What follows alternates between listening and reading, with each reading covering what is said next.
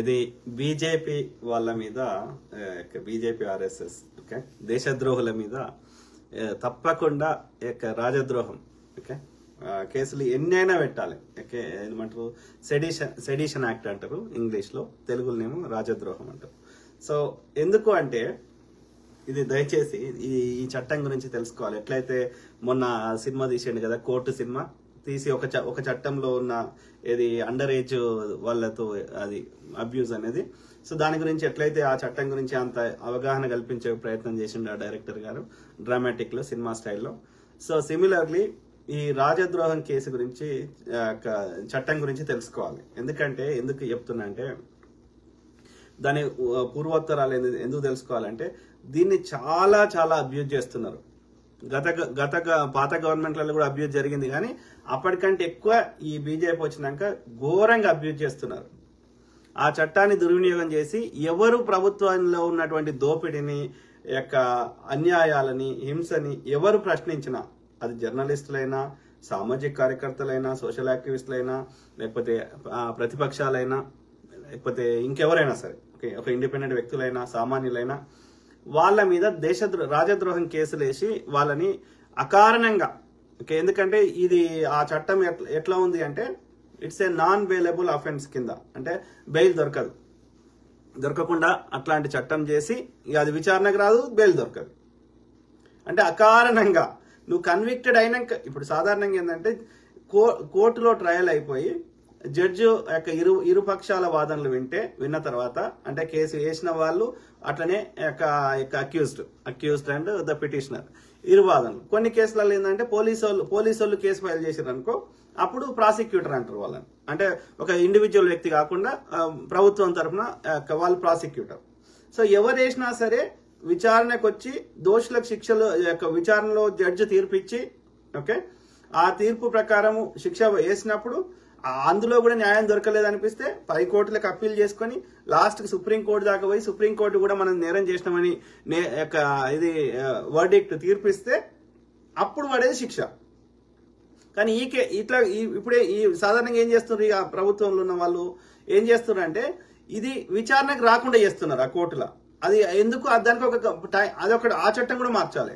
ఏది ఒక time bound పెట్టాలి. ఏ కేసు అయినా వేసిన తర్వాత it should not go more than 2 years 3 years, maximum 3 years కంటే ఎక్కువ ఏ కేసు విచారణ రాకుండా ఉండకూడదు. అట్లాంటి చట్టం కూడా తేవాలి. ఎందుకంటే దాన్ని లొసుగా వాడుకొని అమాయకులని శిక్షిస్తున్నారు. 20 ఏళ్ళు 30 ఏళ్ళు కూడా 30 ఏళ్ళ తర్వాత వాడు నిర్దోషాన్ని తీర్పు వస్తే 20 ఏళ్ళు వాడు జైలు శిక్ష అనుభవించింది అడిగిపోతుంది తప్పుడు కేసు పెట్టి. సో కాబట్టి ఇది అదొక చట్టం మార్చాలి. ఓకే ఏ కేసు అయినా మాక్సిమం 2 years లోపల విచారణ అయిపోవాలి. ఎట్లాంటి కేసు అయినా ఇదొక చట్టంలో కంపల్సరీ మార్పు తేవాలి. ఆ యాక్ట్ పేరు నాకు తెలియదు. అదొక చట్టంలో ఒక రాజ్యాంగంలో ఏమైనా లొసుకుంటే అది తీసేయాలి. Any case should not go beyond 2 years the trial okay విచారణ. అదొకటి. ఇది రాజద్రోహం, సెడిషన్ యాక్ట్ అని ఇంగ్లీష్లో అంటారు.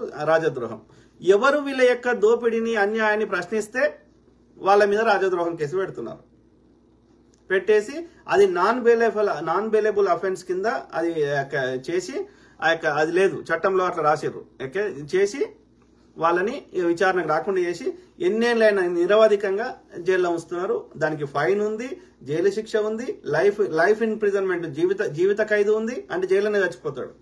లేదు అంటే 3 years అంటే వేగ్గా ఉన్నాయి పనిష్మెంట్లు. అంటే అర్థమైంది దే కెన్ అబ్యూస్. విచారణ రాకుండా వేయచ్చు, విచారణకు వచ్చి కూడా వాడి తీర్పు జీవిత ఖైదు అని వేయచ్చు.